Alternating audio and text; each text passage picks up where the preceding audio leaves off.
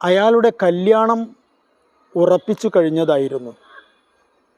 കണ്ണിനും മനസ്സിനും പറ്റിയ, ഇഷ്ടം തോന്നിയ ഒരു സ്ത്രീയുമായി തന്നെയായിരുന്നു അദ്ദേഹത്തിൻ്റെ വിവാഹം നിശ്ചയിക്കപ്പെട്ടത്.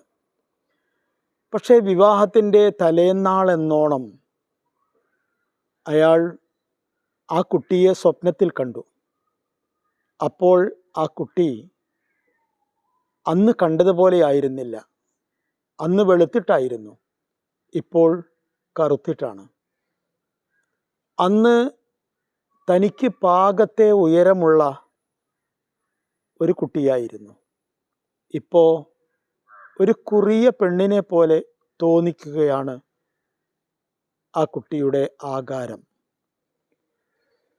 അങ്ങനെ ഒരു സ്വപ്നം കണ്ടപ്പോൾ അദ്ദേഹത്തിന് വലിയ വിഷമമായി, ആധിയായി.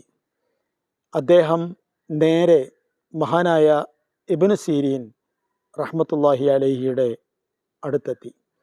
അദ്ദേഹത്തോട് സ്വപ്നത്തിൻ്റെ കഥ പറഞ്ഞു കൊടുത്തു. എല്ലാം കേട്ടിട്ട് ലോകം കണ്ട ഏറ്റവും വലിയ സ്വപ്ന വ്യാഖ്യാതാവായിരുന്ന അദ്ദേഹം പറഞ്ഞു, കറുപ്പ്, നീളക്കുറവ്, ഇത് രണ്ടുമാണല്ലോ താങ്കളെ ആശയക്കുഴപ്പത്തിലാക്കുന്നത്. ഇത് രണ്ടിലും സത്യത്തിൽ ആശയക്കുഴപ്പത്തിലാക്കാൻ മാത്രം ഒന്നുമില്ല.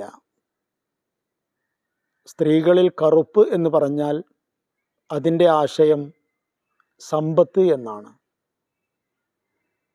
സ്ത്രീകളിൽ നീളക്കുറവ് എന്ന് പറഞ്ഞാൽ അടുപ്പവുമാണ്. അപ്പം രണ്ടും ഒരിക്കലും ആശങ്കയുണ്ടാക്കേണ്ടുന്ന ആശയങ്ങളല്ലല്ലോ എന്ന് ഇമാം അവറുകൾ പറഞ്ഞു. അദ്ദേഹത്തിനത് ബോധ്യമായിരുന്നു. കല്യാണം നടന്നു.